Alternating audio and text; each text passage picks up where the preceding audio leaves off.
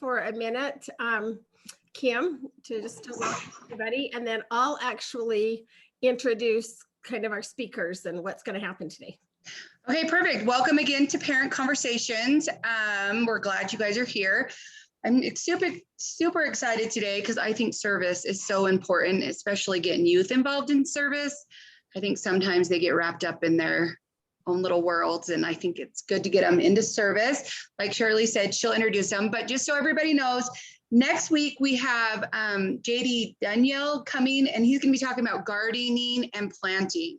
So that will be good. I always need help with that. My dad's huge into it, but I think it'll be great to do that. So, and remember to invite people and bring them with you so you guys can win fun family adventures and get out and do some fun stuff with your family. All right, Shirley. Okay. Thank you. Let's see what's going on. Is that me? Okay. Hopefully the echo is gone. Well, you guys, I'm really excited also to talk about service today. This is kind of in celebration with Global Youth Service Days, which is one of the national, there are a few national service days throughout the year. And Global Youth Service Days is actually the longest one because it actually lasts it's a 3-day period. A lot of times it's celebrated kind of all week, and you probably noticed us posting all week about the Cyber Seniors program, which was the project that we really focused on this year for Global Youth Service Days, and kind of a kickoff into what we will be focusing on this for the coming year and beyond. But anyway, but especially this, we really, the Cyber Seniors program is one that we want to really make a focus. So we have Michelle Linford is here with us from Epic Deliberate Digital. They are one of our wonderful partners for the grants, the service grants that we have going, both the grant with Youth Service America and also the Youth Serve grant. And she is also the one that's really heading up the Cyber Seniors. So we're going to hear from her in just a minute. I wanted to take and then at 1:30 we'll actually have someone coming from Youth Service America. He was not able to be on the full time. Nope, I lied. I apologize. Our Youth Service America fellow was not able to be on because he teaches a class during this time frame. But we will have Mike Moon from YouServe. Which is the Utah, kind of the Utah Volunteer Center, the statewide they promote. So I'm excited to have Mike join us at 1:30. And again, his schedule only allowed for that. I just want to do a really quick introduction. Service is really important to me. For some of you that know, I was the director of the Cache Valley Volunteer Center for about 6 years, I believe. Loved that. I have always been involved in service. And that really, it has always been kind of a foundation in my life. And one of the things that I really realized as I got more specifically involved and started doing trainings, and there was an activity that we did once where they started talking about, how do you think back to your own experience of service and where did it start?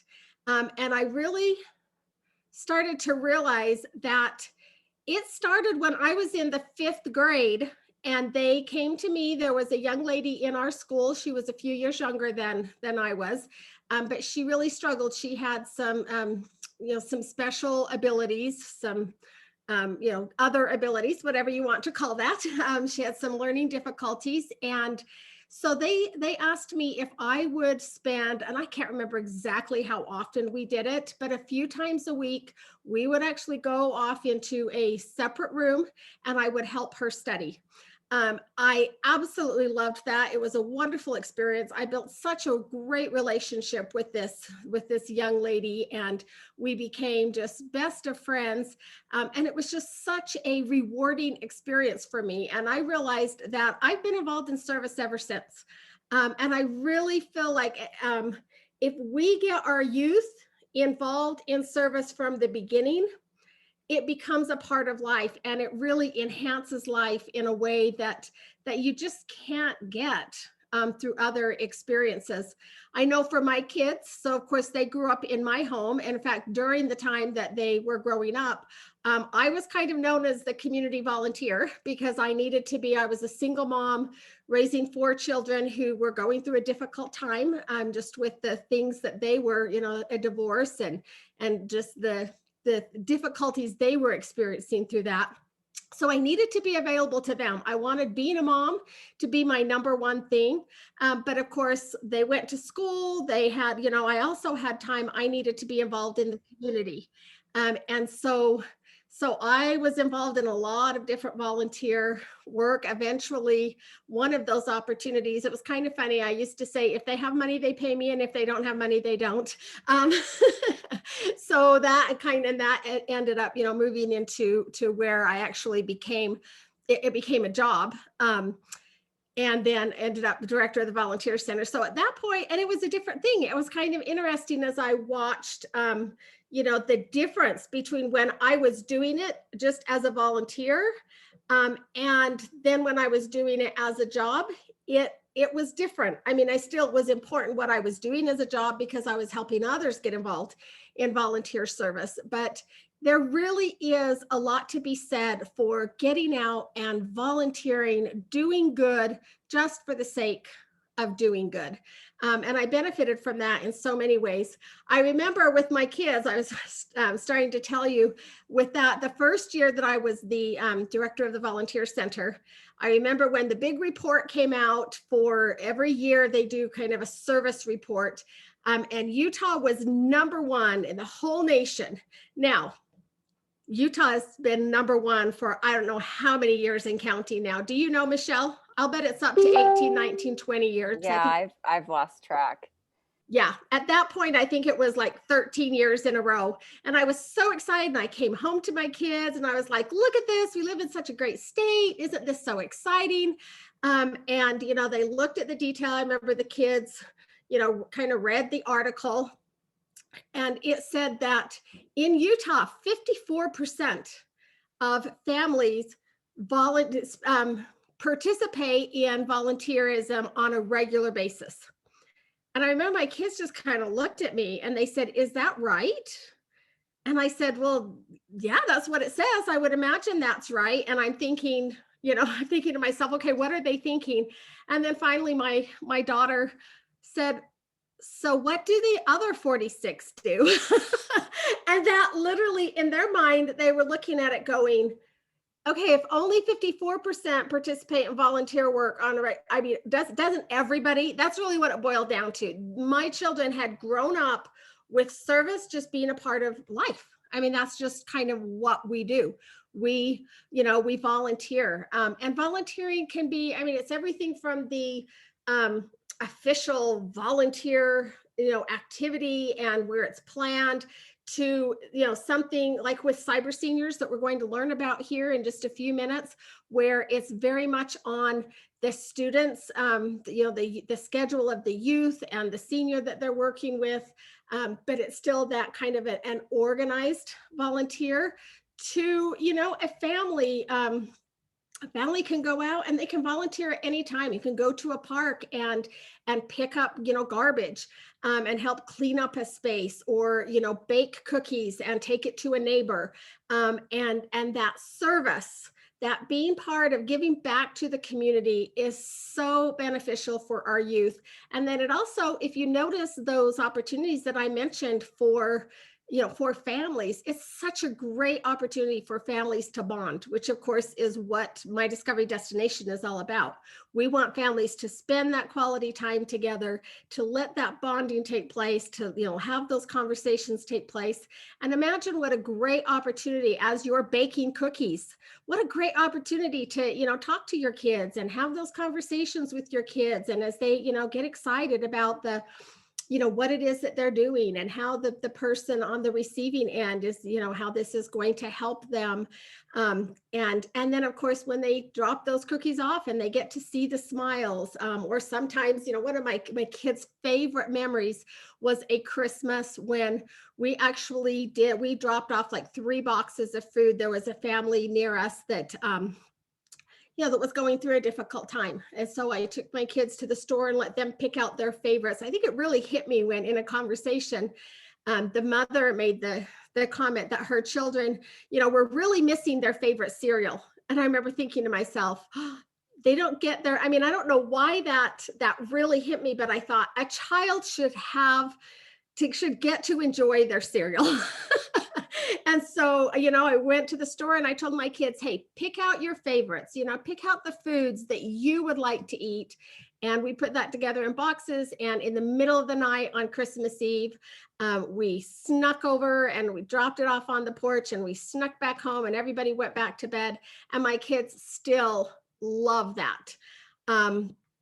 They absolutely, that is one of the things that they talk about constantly when we get together. And then the other one is when I did have an opportunity to take my children down to Mexico for a week. And we built a home for a family that literally was living in a cardboard box. And again, that's, one of those, maybe an opportunity that not necessarily everyone has. But one that I had always wanted to have with my children, and it was worth every bit of effort. And many, many stories come from that. So service is such an important part of being a family, and there are so many wonderful opportunities. And I hope that as we talk about this and as we do service, you'll notice we post a lot of service opportunities in the groups, and promoting service is a big part of what we do. But it's more than just the service. We want you to serve as a family.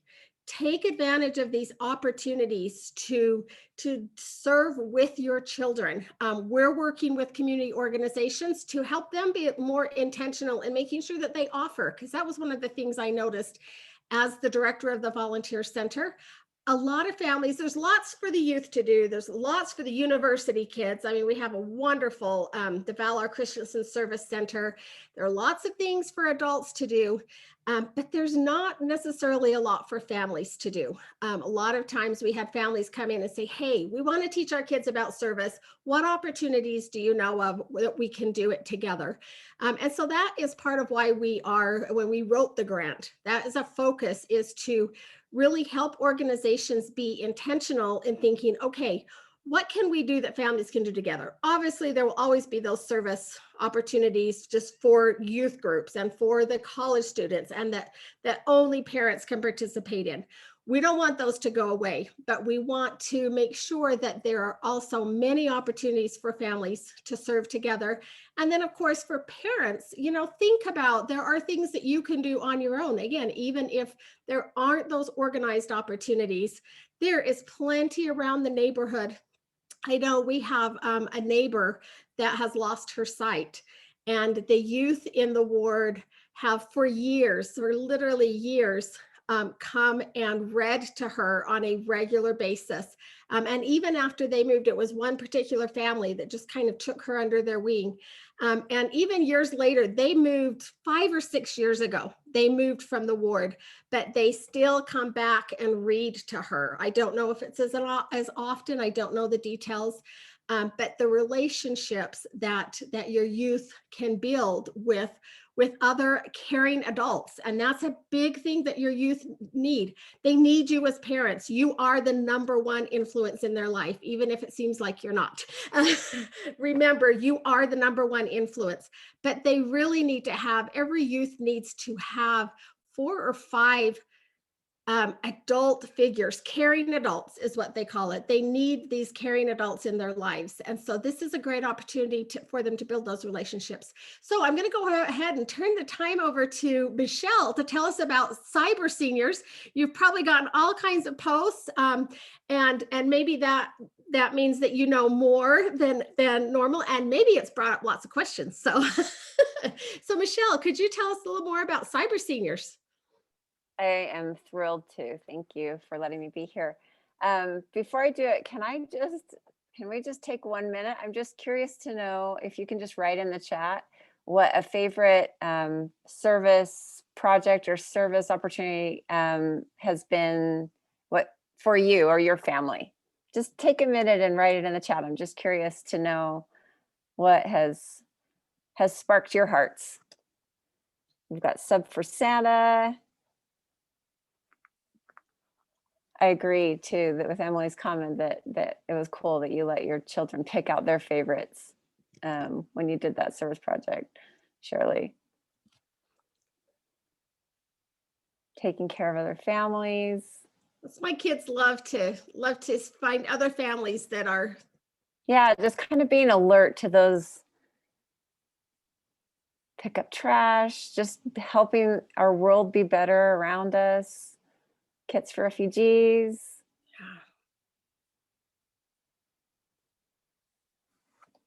Sub for Santa, yeah. Oh, awesome. Helping the fire department, yard work for people. Oh, goodness. Do you want to come to my house? Oh, yeah. Helping with a community show, care packages. This is awesome. I just always love to connect a little bit with the people who are in the group and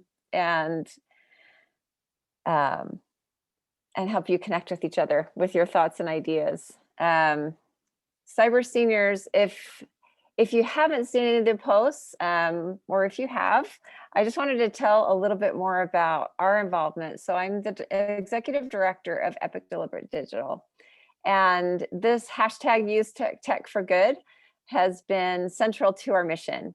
And we look for collaborators like My Discovery Destination who are interested in helping in a world where digital tools and digital use have very clear negatives and often get kind of a heavy negative focus.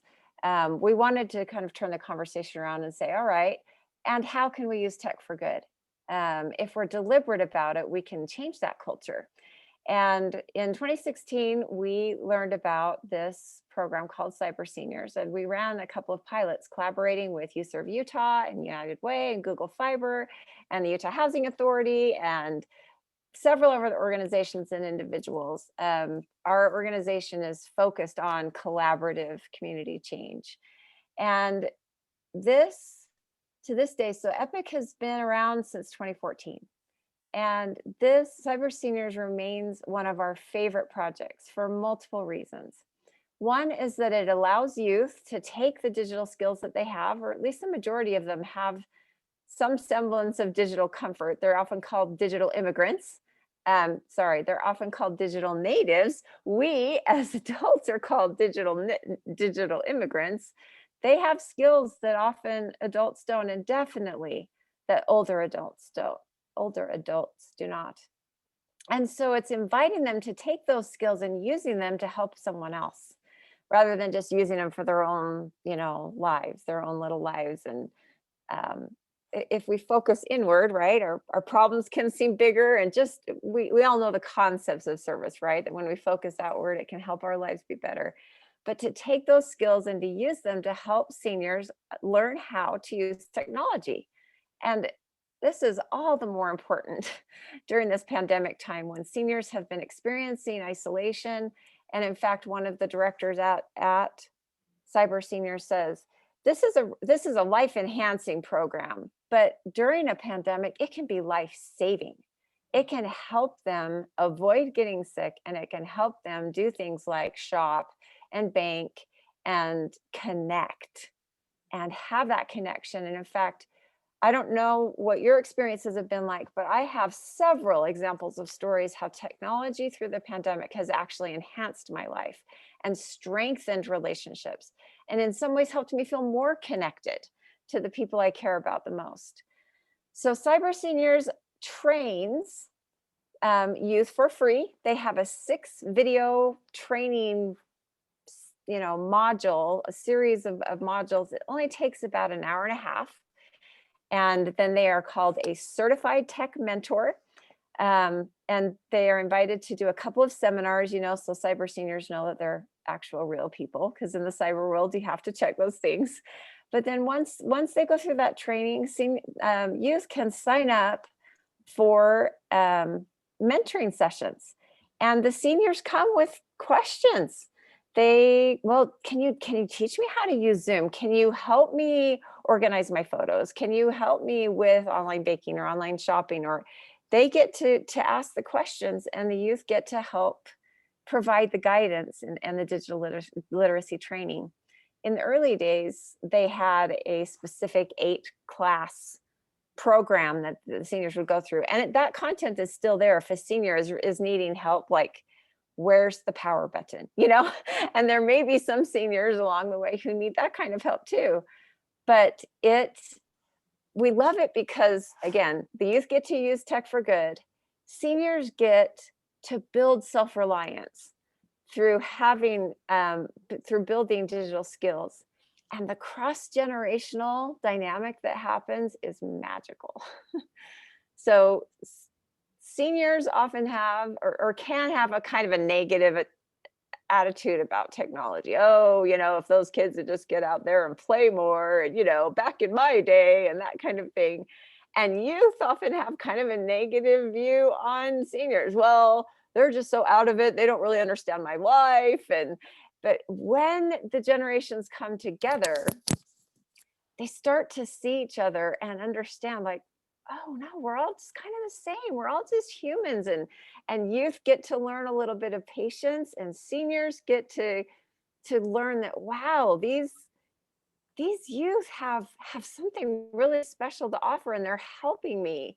And in Cyber Seniors has a documentary that you could watch that I would recommend, and they also have a YouTube channel that is an utter delight. And I don't know if Shirley's been sharing some of those videos, but I have spent hours watching these videos and seeing where people in their 80s and 90s and some of their original programming, oh, I'm too old, you know, I don't really think I can do this. But once they got into it, it's like a whole new world opened up to them. They could see their child at home on Google Maps, and they connected with each other as senior citizens and friends, and they had a competition for making a YouTube video, and just their life kind of came alive through this program. So when Shirley said that she wanted to help promote it, we were so thrilled because we have seen so many positive fruits come out of it. It's not just service, it's the cross-generational connections that knit hearts together. And youth also get to, in one of the videos, this is one of my favorites, one of the clips, one of the seniors says, have you ever heard of the Hallelujah Chorus? And the youth kind of sheepishly says no. And the senior says, my dear, you are missing a huge cultural experience. And so she played the Hallelujah Chorus for her and was singing and leading the music, and just precious moments that you can't plan have emerged out of this. So I would highly encourage, and this is something that you could do as a family. So it was designed for youth, but for Martin Luther King Day, we, Epic, posted this as a service opportunity, and we've had mostly adults responding. And so it could be something you could do as a family as well. You could sit down and help the senior citizen together.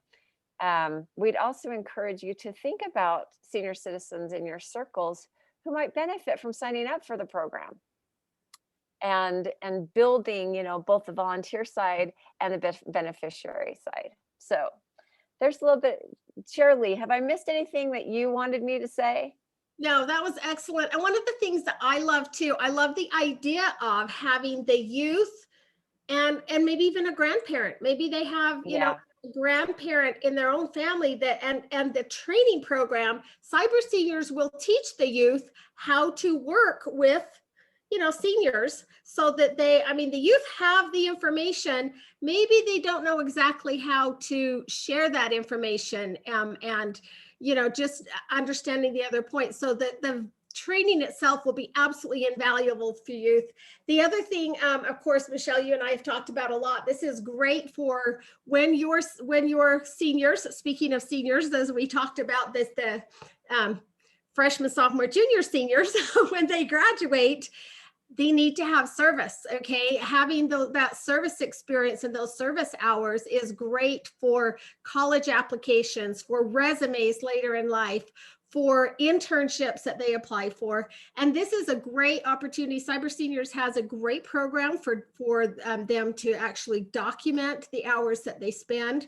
So yeah, so many. And they receive an actual a certificate for their training. Yeah, the career readiness has been a key purpose for cyber seniors and what they're doing. So I Yeah. also wanted to say that from a prevention science point of view, and Shirley's touched on this in what she said today, but when bonding happens around skill building, it actually has been proven in the prevention science world to help reduce and prevent behavioral issues. So any efforts that you're making to bond with and work alongside your children and help them build skills or use skills that they have is proven scientifically to help them be more mentally and emotionally well. Yeah, absolutely. And along with that, kind of going back to with the caring adult and whatnot, I mean, I'm sure you guys have experienced, I mean, as a parent, sometimes, sometimes the kids, they just want to hear it from somebody else kind of thing. It's like it's easier to listen to another adult, and we don't necessarily all have grandparents close by. So this is a great opportunity to kind of have that other, that other caring adult that when the kids, they're maybe frustrated and they don't want to listen to mom and dad, they have that other adult that they can go to and they get that same message. And then they're like, okay, yeah, mom does know what she's saying, But anyway. Emily noted in the chat that the vaccination signups, especially at the beginning, were really complicated. And so that was actually part of what we were trying to focus on, is helping even with something specific like COVID vaccination. The needs of the senior population are real and constant, and they will be continuing to increase as the gap between, as technology continues to grow and become more advanced, the gap between the knowledge that the senior citizens have and where things are going is going to continue to increase. So the younger generation is going to be even more important as time goes on in helping bridge that gap. Yeah, absolutely. And now I want to have some time here for Q&A. So you guys, if you have questions, please get ready to ask those. I did want to just mention, one thought that I had is, okay, well, we've had technology, we've had computers. I mean, in the beginning, we all understand, oh, it was so new. And I mean, adults just totally didn't get it. But as Michelle has pointed out, you guys, that still continues to happen. I mean, I've been a computer instructor. I've been on computers my entire life. But as technology continues to progress, and I know what I know the areas that I know, but as everything around me becomes more technology, and I don't consider myself old yet, but but you guys, the technology, I wasn't born with this technology, and we all will be those seniors. And just because we have that technology and we're growing up in a technology world does not mean that we are going to understand tomorrow's technology. I mean, we literally, as parents, and supporting this program, we're kind of training our youth to be ready to help us, because there absolutely will be that day that we are the seniors needing the help, rather than the younger ones or the mentors that can provide that. So any questions for Michelle?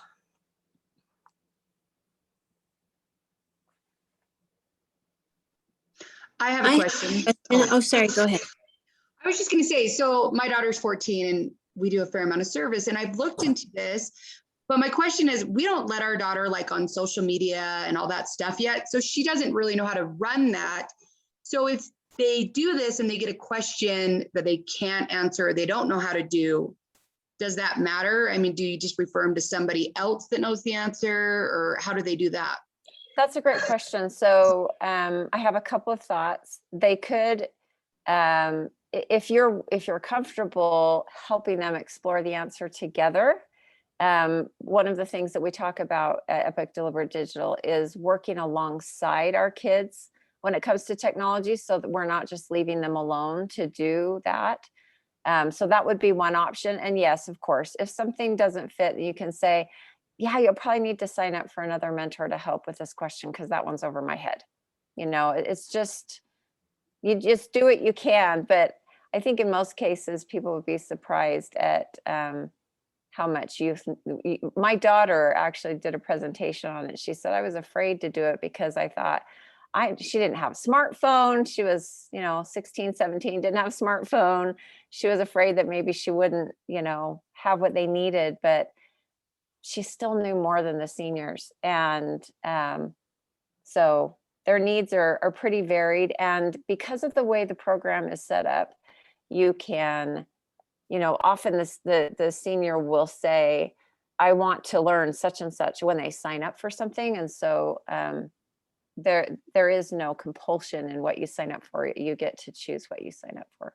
They also do, just as an aside, they also have a helpline that these can sign up for an hour and a half at a time. I didn't mention that before. That's not necessarily related to your question, but the question made me think about that. Does that help? Catherine asked what the typical age for the program is. From my understanding, it's, junior high, high school, just youth. I would say, given the legal limits, I wouldn't go somebody younger than 13. Just the way that 13 is kind of the age. But yeah, I think it's mostly high school students, but I think they've had younger students as well.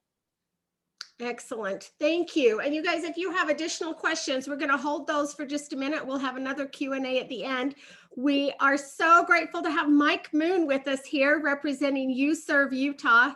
You guys, this is an organization I have worked with for years. In fact, I met Mike back in the day when we were both kind of running different programs and doing trainings together. And now he's like running it all. So there with the director, whom I also know and love dearly. So Mike, thank you for joining us. And we'd love to hear from you on service and how it impacts families. Great. Thanks so much, Shirley, for having me. Shirley, as she mentioned, have engaged together on lots of different initiatives over the years. And it's so great to be able to fund Shirley and your initiative this year with our community engagement grant and some funding towards some initiatives that you're working on. So I've been asked to join you just for a few moments today from You Serve Utah to describe a little bit of data and some data points on how community engagement affects and benefits families and youth. And so first, just ever so briefly, I've only got just a few minutes with you is what I've been given, but I wanted to make sure that you understood who we are as an agency. So You Serve Utah is a state agency. Our website is userve.utah.gov, and we are the state's central coordinating body for service and volunteerism. So we really try to do everything that we can with our small staff to make sure that this huge resource that we have here in the state of Utah, which is our volunteers, that volunteerism is done well and as effectively as possible. So we offer trainings, we offer grants, we offer recognition programs, and then we also offer, if you've heard of AmeriCorps, like AmeriCorps programs come through our agency as well. So in part. Really briefly, I know that we all recognize that there's a huge value added to individuals getting involved in community engagement. A couple of data points to think about is that research indicates that the earlier that an individual volunteers or kind of interacts with community engagement, much more likely are they to continue to volunteer and engage in their communities later in their life. So we have some really great initiatives right now that are working to, as I know you do too, engage youth early in community engaged work so that and maybe it is a byproduct and not like your major impact, but they will, as a result, continue to engage in their communities later in life in significant ways. Another data point, and we have a lot of research linked on our website as well, and you're more than welcome to kind of pour through that, as well as some of the national like clearinghouses for data linked on our website. And I'll put the link direct to some of this research in the chat before I leave. But one data point for youth specifically is that youth are able to stay out of trouble, but also engage in their communities in healthy ways that helps them feel connected to the community, and in turn helps them be much more successful later in life in engaging earlier. And the percentage points are actually really significant. So for a youth that is Caucasian or white, it is at about an 8% jump in their ability to be successful later in life in terms of career path, in terms of not having visited any sort of correctional facility or anything like that. For our Black racial groups, it's about a 10% increase. And for our Hispanic groups, it's a 7% increase. So some really great data coming out indicating that earlier involvement in community engagement really helps mold and shape youth to success and help them to be much more successful later in life. In terms of engaging as family, the rate of, so the study indicates, and it's hard with me not showing the graphic, but I can link to the graphic like I said before I leave. So a family that volunteers together, a family unit, dramatically increases, even more so than a youth engaging on their own in civic engagement, their ability and chance that they will engage in the community later in life significantly. So the work that you are doing is fantastic. It is, research is indicating that the work that you're doing does make a difference, that it does perpetuate, and the ripple effect is much larger than the single point of contact for these individuals. So please continue your work. Use us as a resource. I don't know that I kind of briefly mentioned the recognition piece, but we do offer a no-cost Lieutenant Governor Recognition Certificate as well. If any of you are recognizing volunteers or the people engaging with your program, you can go online on our website and fill out a form to indicate the information for people that will receive the certificate. You can indicate if it gets mailed to you or direct to the volunteer. Like if you'd like to receive all of them to in person, give it to your volunteers, we can do that as well. And we send to you a certificate. There's no process, a very small vetting process. And so it's really cool. And the certificate, like with the state seal on it, like the embossed seal, like it looks really great and it feels so good to receive. So anyhow, that's what I had prepared today, Shirley. Is that good? That was wonderful. That was wonderful. Thank you so much for being here. And yeah, I just want to kind of back with what Mike is saying. You guys, the recognition program is phenomenal. And it's such a great way to thank volunteers, people that you know are volunteering, the people around you. It's a great way to recognize them and say thank you. We see what you're doing. What you're doing is having an impact.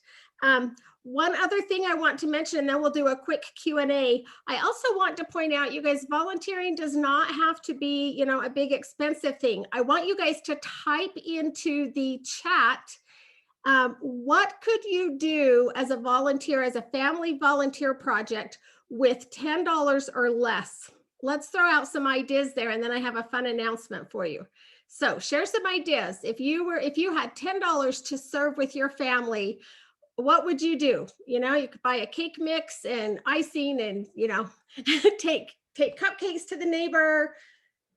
To share with me what you would do. And then let's have a quick Q&A for Mike or Michelle. Does anyone have any questions?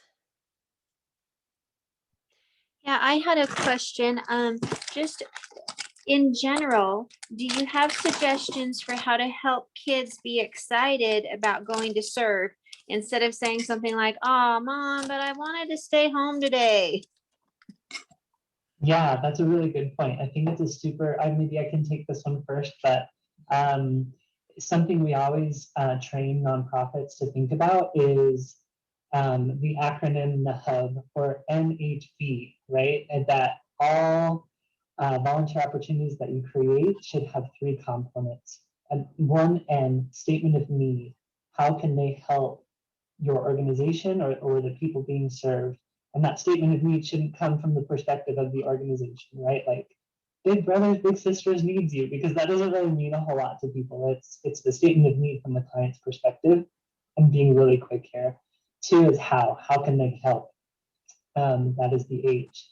And 3 is or B is what you just touched on, right? It is benefit. What is the benefit to the volunteer? So as recruiters of volunteers, as managers of volunteers, we need to be really thoughtful before putting out a volunteer opportunity as to what is this benefit to the volunteer, right? So you could put out some of this research, right? You're going to be successful in their life. You could put out, it could be as simple as it's a pizza party afterward, right? Or meet people your age. It'd be really thoughtful about what is the draw, but what is the benefit to the volunteer participating in the program.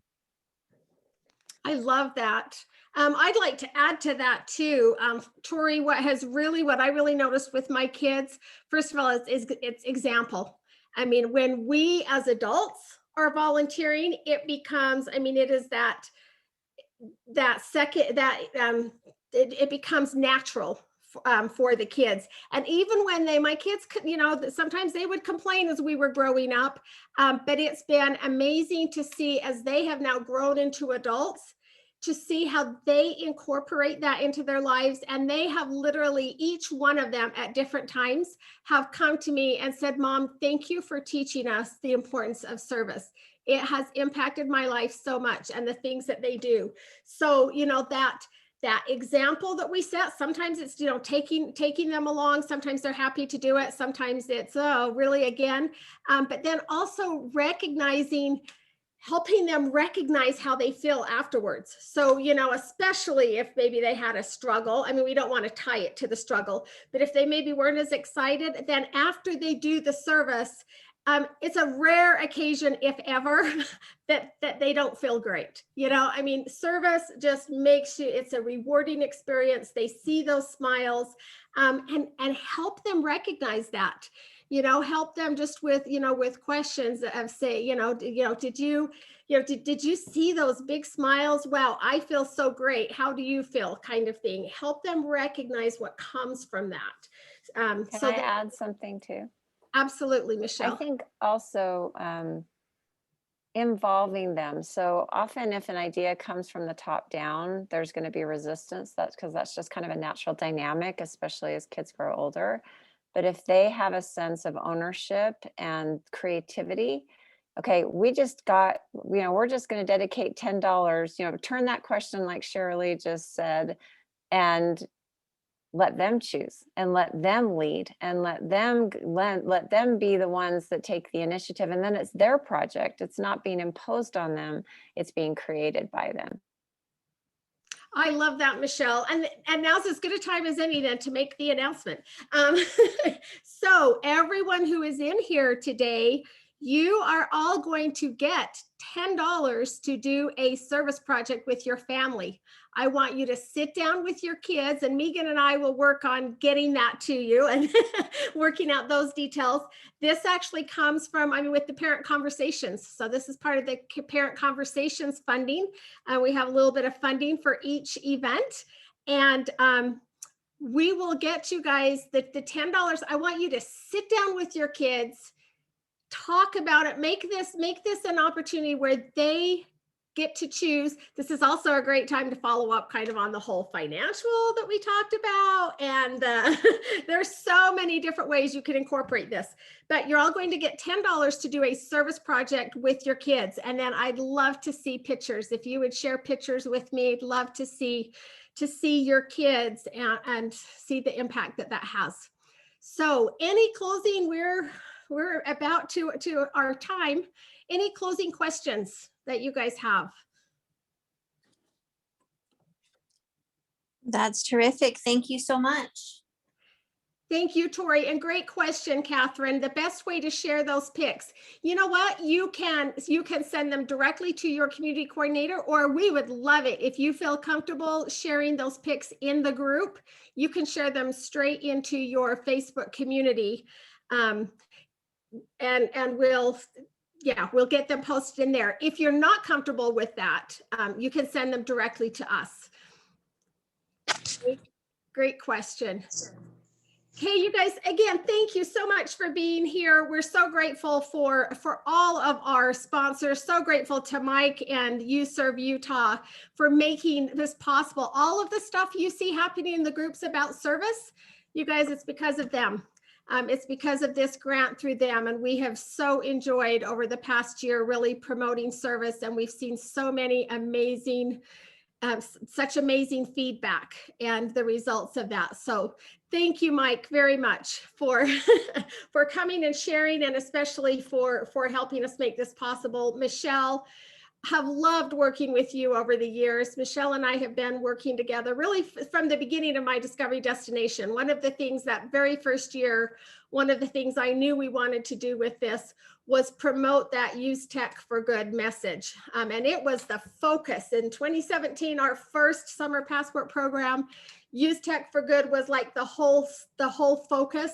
And to be honest with you, it's just kind of never quit being the focus because it's so important and we love it so much. So thank you so much to both of you for being here with us. Let us know if there's anything we can ever do to support you. So anyone else have anything you want to say to Mike and Michelle? I'm just going to put my email in the chat if anybody has any questions or wants to continue a conversation in any way. Excellent. About cyber seniors or about Use Tech for Good in general. Excellent. Thank you so much. Okay, Kim, back to you. Okay, thank you guys so much. Like I said, service has been a huge part of our family. My oldest 14 just a few months ago made 150 cupcakes and delivered them all to the young women that she serves with and in her neighborhood and stuff. And afterwards, she said it was a lot of work, but she was glad that she did it. So it was really fun. So again, thank you for joining us today. And then remember, next week, we're going to learn about gardening and planting and getting ready for the summer months. So thanks again for coming. Thanks, everybody. Take care. Thank you for having me. Thanks, Michelle. Bye-bye.